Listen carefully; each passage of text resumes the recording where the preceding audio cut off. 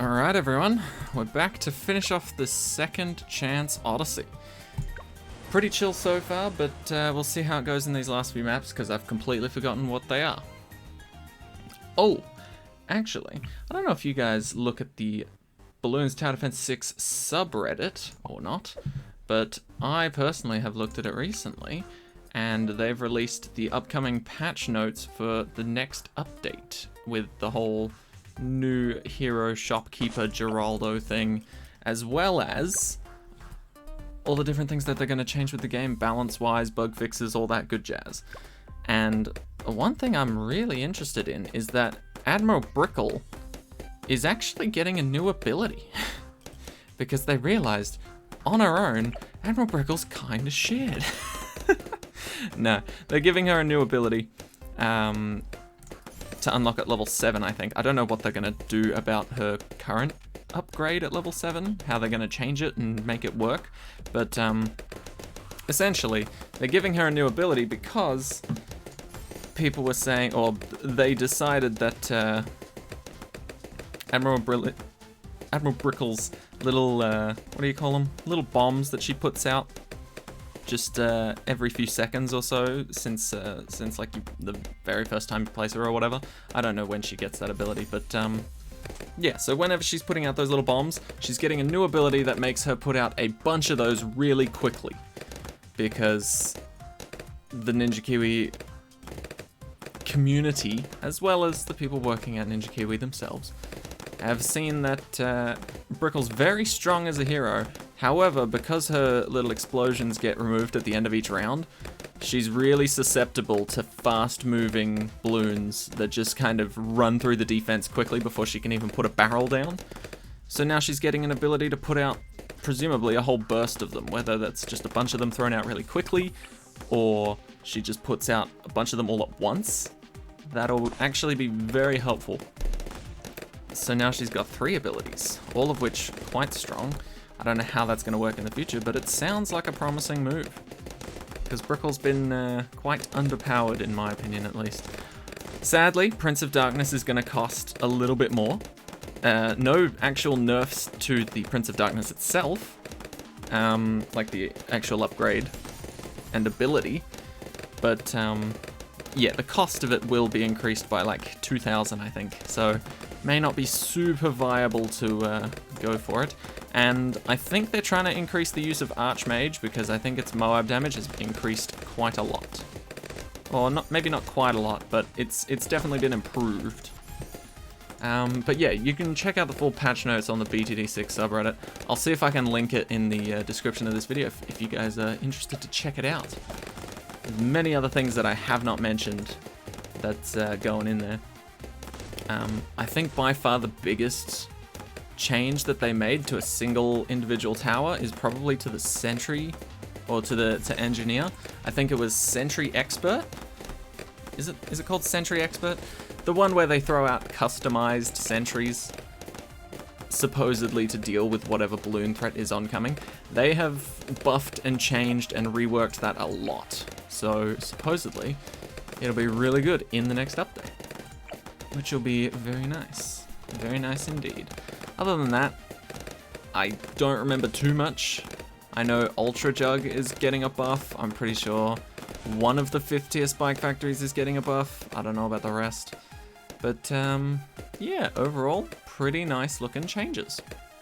And of course we get Geraldo, which we've found out a little bit more information about. Supposedly he's not only going to be a support hero, but he's going to be a type of builder, which is interesting because you often hear about that as a new sort of niche class. You know, you've got like DPS, support, tank, builder, which is coming into quite a few games lately, actually. So yeah, supposedly Geraldo's shop is going to be filled with a bunch of things that you can drag and drop from his shop onto the map, presumably as you are purchasing them. So for a cost, you'll be able to either put something on the track, put something nearby, put something on a monkey itself, like a buff. So it's very interesting. Very interesting details that they're sneakily giving away. But I feel like this update is pretty much around the corner by now. So we'll be seeing it fairly soon. Alright, let's get ourselves a lovely crossbow master here. Just to round off this solid early game that we've got going on. We should easily destroy Moab. That's what I thought. What actually is this? Is this just chimps? This is just chimps. Oh, okay, that's fine. I was going to say, if it's alternate balloons round, we may have a bit of trouble. But 40 rounds go by pretty quickly and easily. It's not alternate balloons round. Alright, so we'll get this crossbow master and then we'll jump into a permaspike. And then that'll pretty much solo for 93 rounds, which is perfect. Exactly what we need. Also, I think Adora's getting some sort of weird buff where using this ability also affects sun avatars that have been spawned by a sun temple, which is strange, but I've never personally used Adora with sun temples all that much. Like, yeah, I did it for a gimmick when I first found out about it, but yeah, it just doesn't seem super practical. Or at least not in any mainstream version of the game. Going for high rounds, oh hell yeah. Super good. But yeah, I just haven't really personally done it a whole lot. But yes, fun times up ahead with the new update. Oh, and Vortex, the new big fuck off boss balloon, has been given away a little bit more of their details. I can't remember all of them, but essentially, I think when he loses a skull, I think he stuns all nearby towers and then moves back a bit. So presumably he's a fast-moving, or a faster-moving one of the bosses. But if you take down a skull of his, I don't know how dramatic this is. I'm just telling you what I read on the patch notes. But supposedly, take down a skull, he stuns the towers around him. I don't know what radius. And then it said he moves back on the track. So presumably, he sort of gets knocked back a little bit with each skull taken down, which I think is fair. I think that should honestly happen with most bosses. You know, because like Blunarius cuts it pretty close in terms of elite version, even if you are using a winning strategy, you know? Even if you have the ability to absolutely slaughter the elite version of Blunarius or the Lich, like, it cuts it close a lot of the times, which I think is a little bit rude. I think if we plan perfectly and bust out the best strategy, we should be able to absolutely slaughter it before it even gets halfway.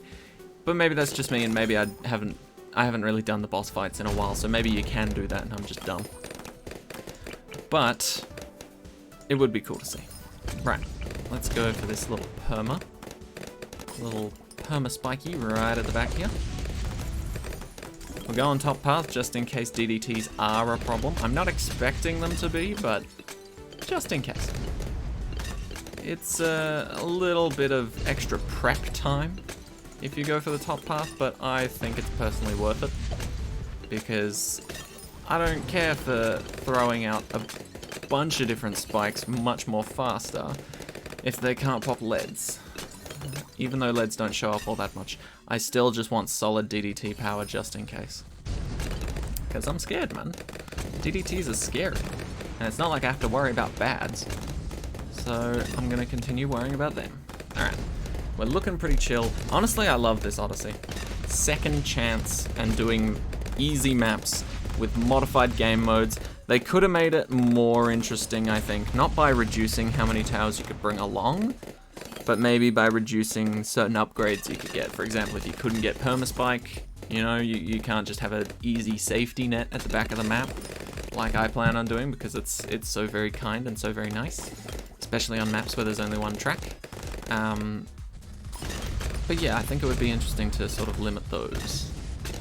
I don't want anything to be limited that would absolutely stop us from having fun and enjoying the Odyssey, like previous Odysseys have, but just limiting a couple of towers here and there with certain abilities I think would be interesting, because this is where the limitations are meant to be, you know? I feel like if anything's meant to have limitations, it's gonna be the weekly Odysseys, because that's where they're like thrown out with a certain theme, or a certain idea, or a certain strategy in mind. right? So that's where I'd expect all the crazy wackiness to happen. And yet, I was going to attempt a boss fight the other day. Just I wasn't gonna record it or stream it or anything. I was just gonna try it. And I saw that like the village, the banana farm, no, the village, the spike factory, and something else had all been banned. Like you couldn't pick them at all. And I don't know, it just feels like it's not that fun. If you're straight up banning towers, it just doesn't feel like much fun anymore. You know, because the only reason they would have banned the spike factory was for insta-kills. And the only reason people were going for insta-kills was to be at the top of the leaderboards. So I think there needs to be a non-leaderboards version, or at least a non-highly competitive version of the boss fights, which I know there's the casual versus the ranked. But there needs to be a casual version where you're just able to pick whatever you want, and you're able to just play it and beat it, because the boss on its own is difficult enough, especially an elite. Fucking hell. But yeah, I don't know. It just feels like once something gets a leaderboard and goes competitive, then all of a sudden things need to be banned, things need to be stopped, strategies need to be blocked, and that just doesn't sit right with me. You know, in Odyssey's perfectly fine, because that evens out the playing field for everyone. There's no leaderboard, you're all just working to get a cool reward at the end of it, and you're trying to figure out the unique ways that you can use towers and abilities, right? I don't know, that's the problem. The second something becomes a competitive game mode, balancing's needed. Because otherwise, one person's gonna have the best strategy in the world, share it with some other people, then they share it with the world, and now everybody's got the best strategy in the world, and everybody's best times are like milliseconds off, you know? Stopping anybody else that's playing through their own strategy. It's just a bit of a shame, really. But then again, I wouldn't personally know how to fix that. I know how to fix it for me. Casual mode, no restrictions, just me versus boss, plus whatever the map you give is. You know, that seems fair enough. But, you know, maybe that doesn't seem fair to some other people, so. Who knows? Who knows? I definitely don't. But anyway, we've got Permaspike now, which is pretty beautiful. I think it's pretty much gonna tank from this round till 93. So I will be putting down a, what do we want? Let's put down a sniper. I like snipers. Put this boy down, we'll get him up to the last upgrade, what's it called, Elite Defender.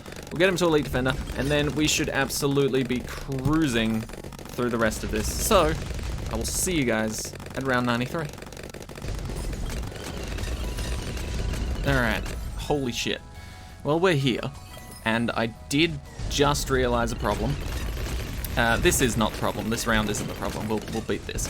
But, the spikes were actually close enough to hit only ZOMGs, which is kind of hilarious, because it means we popped all of them, wasting a few spikes, but it didn't actually turn out to be a problem, and we had 33,000 left over. So if you get scared, change the targeting so he puts them up here, or buy another 5th tier. Plenty of money to do it. Alright, what's next? End of the line. Is that what this is actually called? I forget. I feel like it should be called End of the Line. End of the something. End of the line?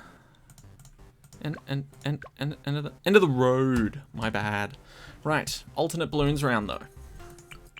Means ninja start is probably best. And we do start on round 1, so it's okay to place a ninja. And it's actually quite rare to see round 1 of alternate balloons round, because usually it starts on round 3. So you don't often see this, but it starts off with blues, and it goes to reds, and what else do we have in store? Okay, so this is what we normally see. Just blues, regrow blues, reds, and then a regen camo red shows up at some point, which is utterly hilarious because, you know, not a huge point to that existing in the first place, but it is just a little sneak little peek reminder that, hey, you're playing alternate balloons round. And if you've only got 1 life, this shit'll fuck you up. So, you know, sort of a warning shot, I guess. But nevertheless, Ninja should be able to handle himself. At least for now. Now we get the Alchemist involved to deal with lead balloons. Pop him on strong. There we go. Okay, so now we're pretty much covered for till round 20 something. I don't know when camo leads show up, but I know leads show up round 10. And camos show up pretty much immediately. So there was no way we could start off with a Dora. In any way, shape, or form, actually. We didn't have enough money to, and even if we did, Dora doesn't get camo detection. At least, not in her main attack. So, we wait for this. We give acidic mixture dip, and then we don't have to worry about anything ever. We can just go back to our usual Ninja Alch strategy, and then we'll be all good to go. I can't wait for this new update, because this new hero sounds like it's sort of breaking the mold with a new sort of way of thinking about heroes. Because once again, fully support hero, except he's a builder. And I don't know if you've looked at any of the previews for what items may or may not be in Geraldo's shop, but there is a pickle jar being sold. At least from the preview, that's what it looks like. And everybody on the Reddit's absolutely memeing the shit out of this pickle jar, being just like, oh, I see the balloons are advancing further. Oh my god, we're gonna need new upgrades. We're gonna need to advance science real fast to be able to take down these amazing menace balloons. And then Geraldo's like, hey, you want a pickle? Oh shit, we forgot Adora. I am so sorry, Adora. We'll place you down here. Cool. Okay, well, if we do go for a permaspike this time, actually it won't be too bad, because we're only going to round 80. So it should be fairly chill if we do place a permaspike, but I think we will be putting it on this side of the track rather than on this side, because putting it this side, even if you have it on close and it only puts it on this half of the track, even some big regular balloons can still just trip up on that and insta-die. So it's pretty much wasted potential if we do something like that. So I'm thinking we put the Spike Factory back here if we really want that strategy again. And if we don't, that's cool too. But first things first, solidify the Ninja Alch. 401 on both of them. Solid as. And then we can go for a Crossbow Master, which is more consistent camo lead popping power, because it doesn't require a buff for it to obtain it. But yeah, exciting new update. Very exciting new update. Can't wait to see what craziness happens because of it. And it's going to be hilarious watching Ninja Kiwi turn back on a whole bunch of the decisions they've made. Just be like, oh shit, Admiral Brickle's new ability's too overpowered. Fuck, change it back. Or something like that, you know. That always happens with these big updates. Big changes happen, and then Ninja Kiwi's like, oh shit, that's actually a little too strong. Oh, actually, one of the other big things that I failed to mention before is that custom challenges are now going to have multiple win conditions available. Like, you don't necessarily just have to beat the round to win. I think they mentioned a win condition for spending the least amount of cash. So spending within a budget, there will be a win condition for that, which sounds pretty cool.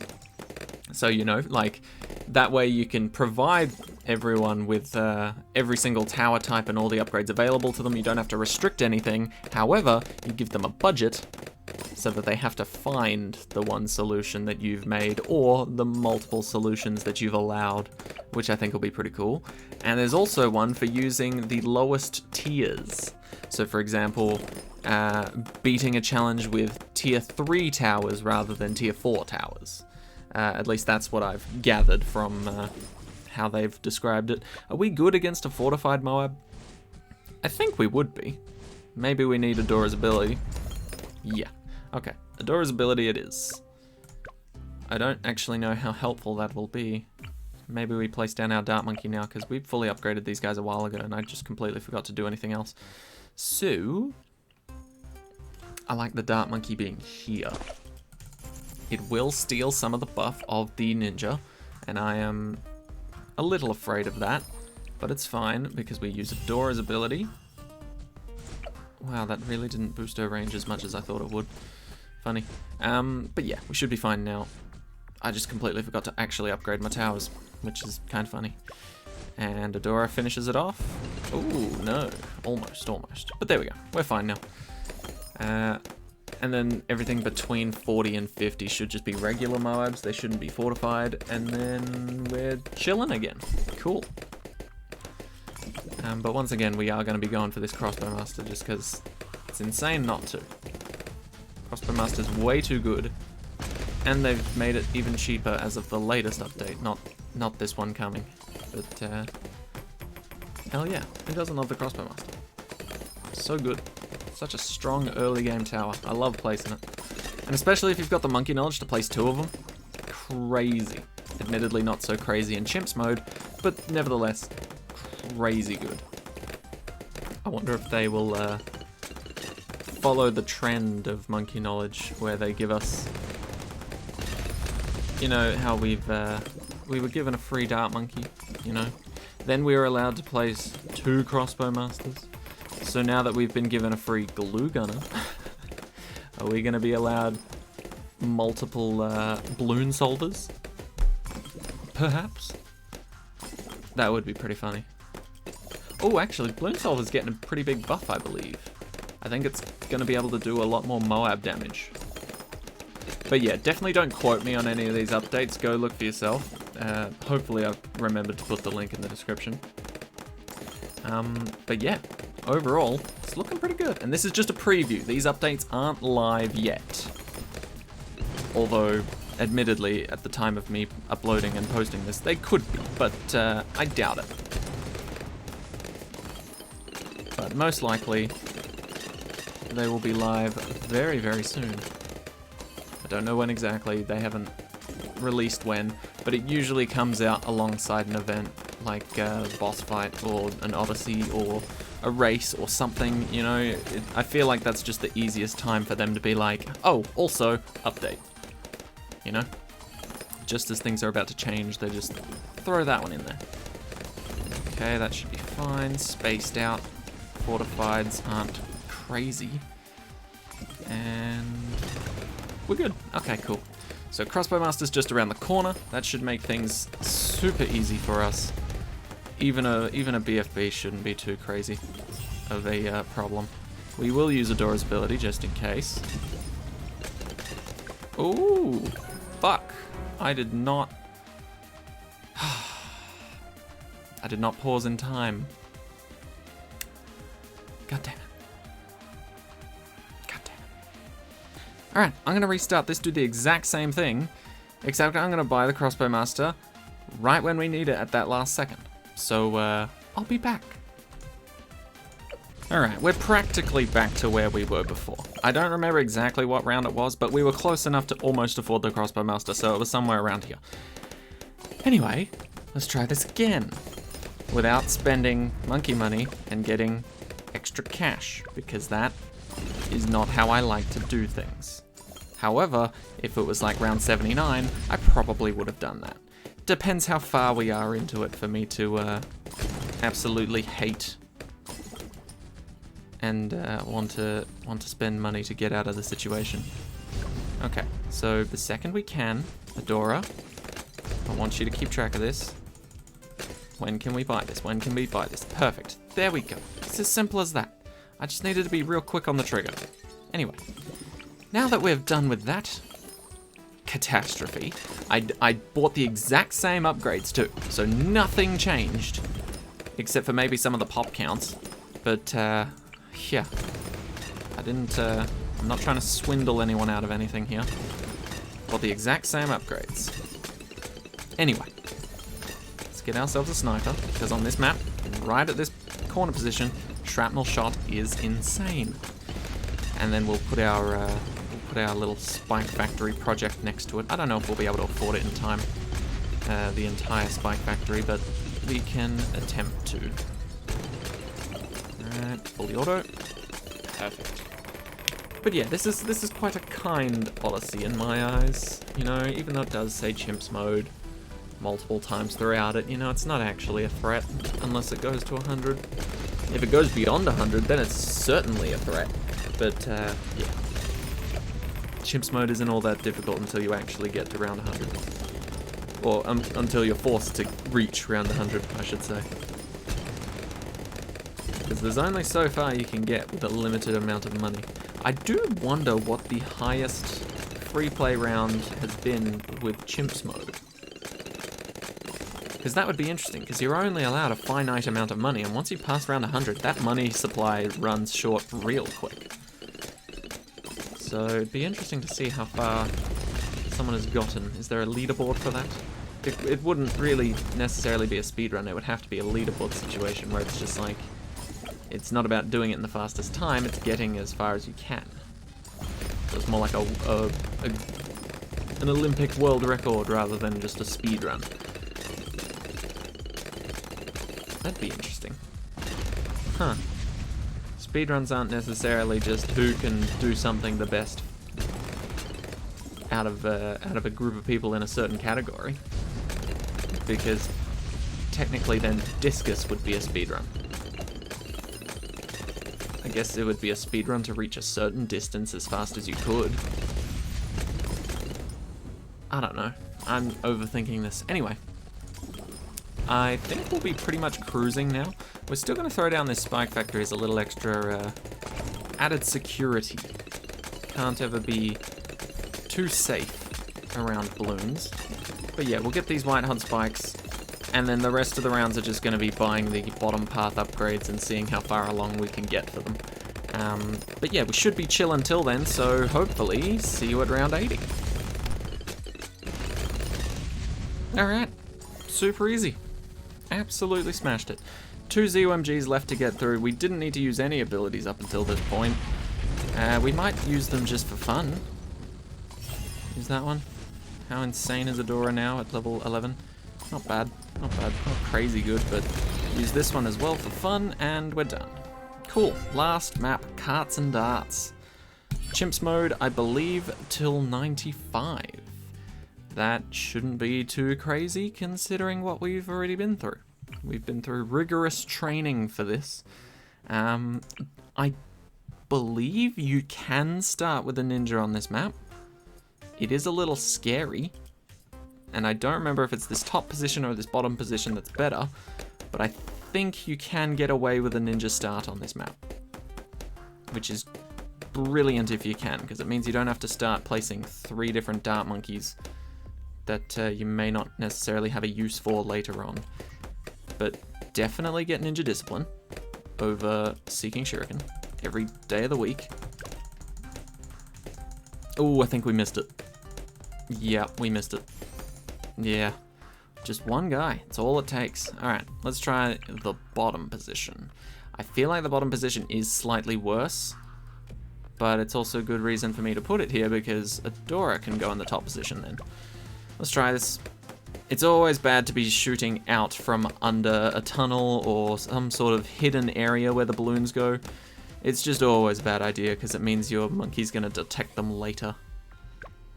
See how they're still just coming out, but the ninja's not necessarily registering them as quickly as he could be. Still, we'll see how we go. It's looking smooth. Smoother than the last one. Hey, okay, we got it. It was the bottom position. My bad. Just had to double check. Alright, so that's good. That means Adora can sit in the top spot while we clear out enough room for everybody else to hang out and play, which is just great. Cool. Absolutely chill now. We can safely proceed with our usual strategy. And it's great too, because these are all beginner maps, so this strategy is kind of built for them. You know, there's not a lot of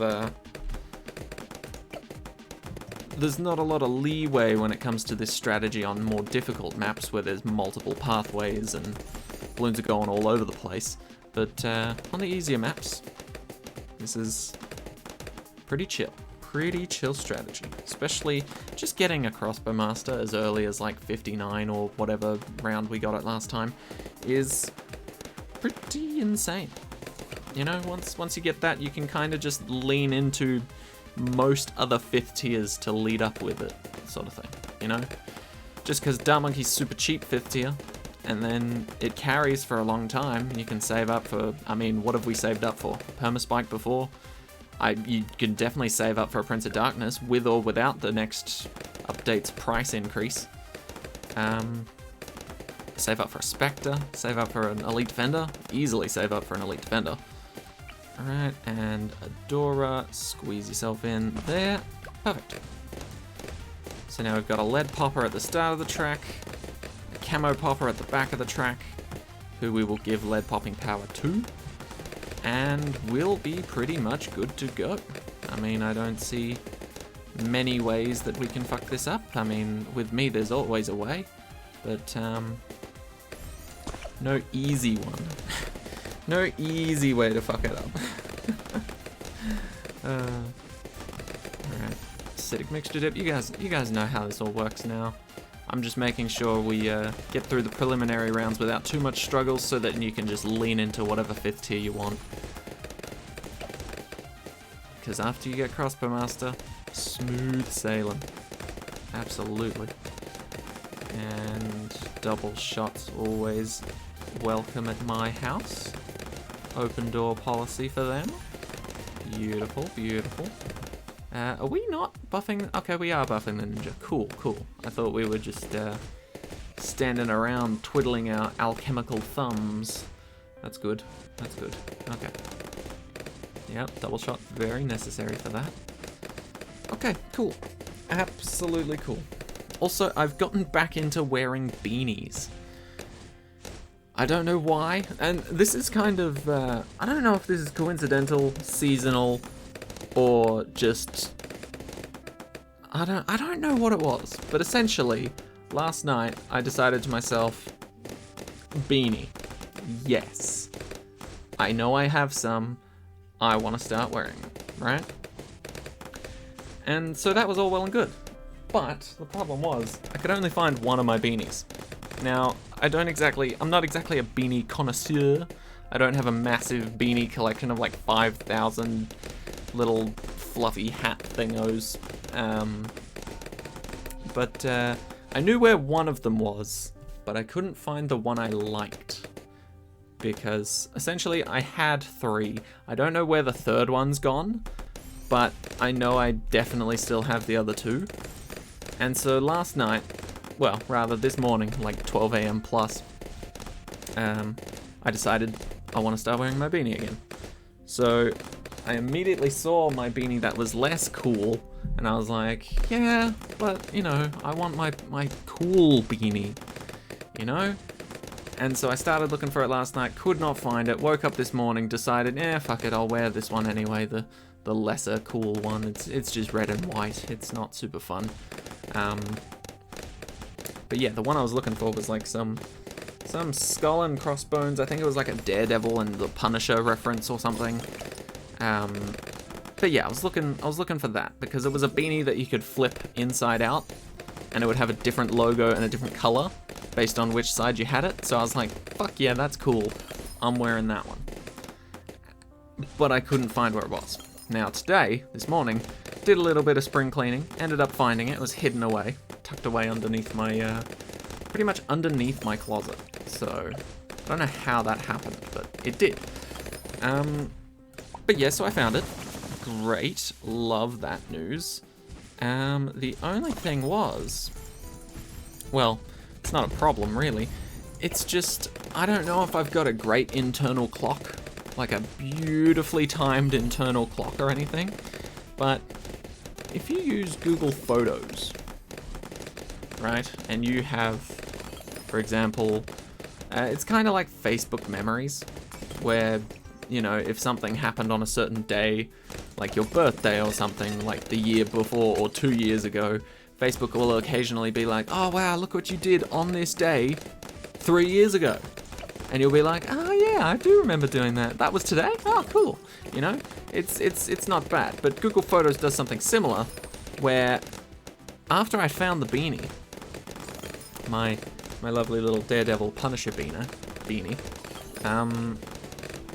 By the way, I haven't watched Daredevil, and I haven't finished The Punisher, so I definitely don't support that fandom or anything. I'm not like into that heavily, but it was just a cool beanie.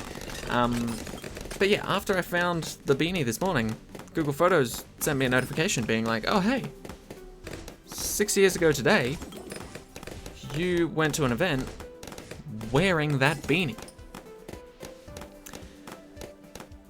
Now, I don't know, see, this is where I'm confused, because either I've got a great internal clock, which means beanie season may be different from regular seasons. You know, it may not exactly coincide with winter or whatever, because it's not winter, it's autumn, I believe, here.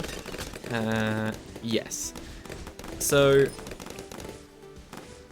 I don't know if my beanie internal sensor just went off, because I don't wear beanies to keep warm. I wear beanies because they're cool, and I like them, right?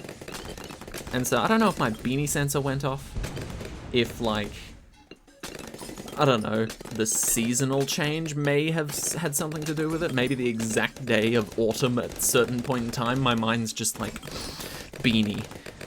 But, or if it was just a massive coincidence, right?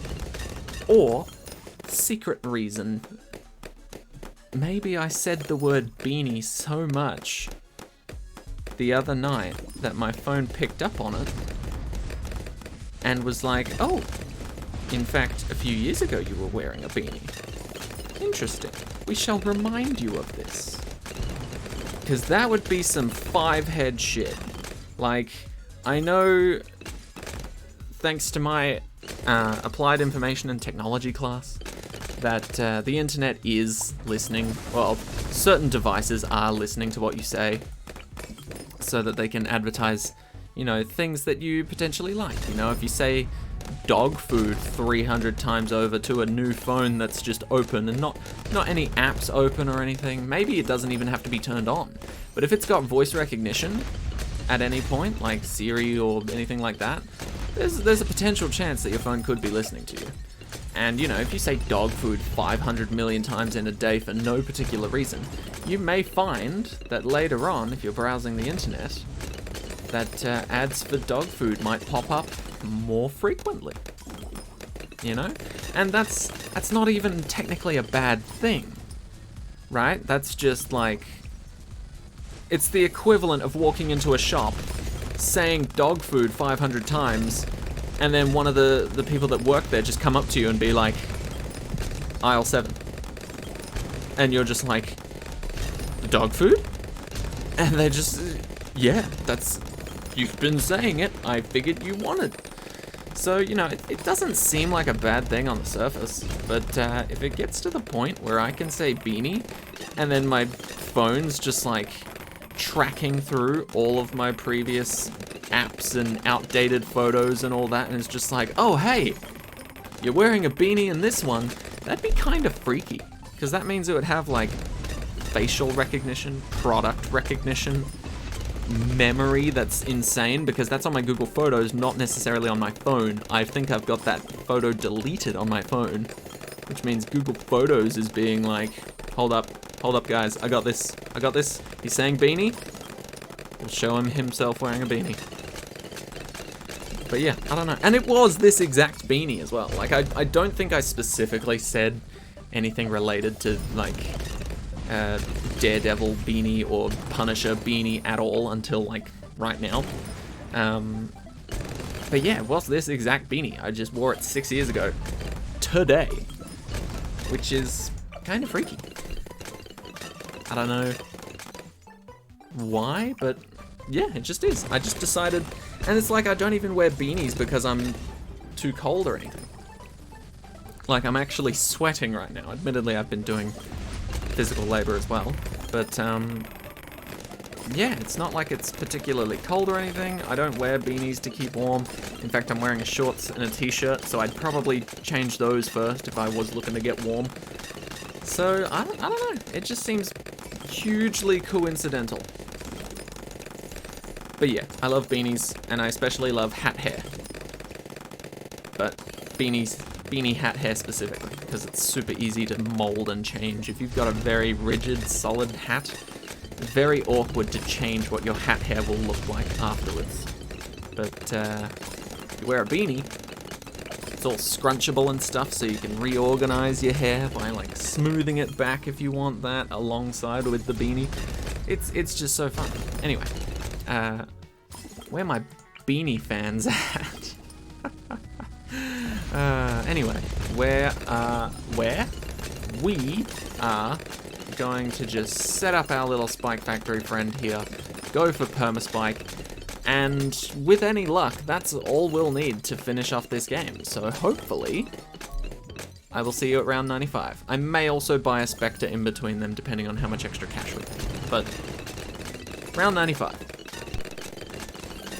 Alright, these late few rounds are actually getting pretty hectic. Nothing too much to really worry about, but I would like to place a few more towers just before we finish. So, I've already placed 2 420 monkey aces for extra Moab damage, but I was also thinking we could place something like a nice little wizard just around here.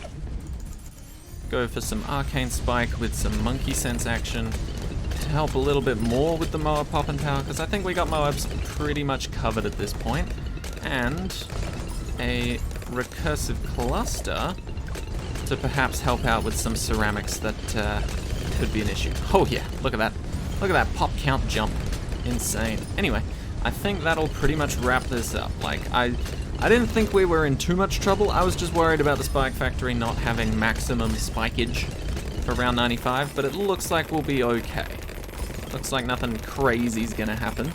But this is the heaviest round of them all so far, so how we looking? This is a shitload of DDTs this round, so we are going to use Adora's ability.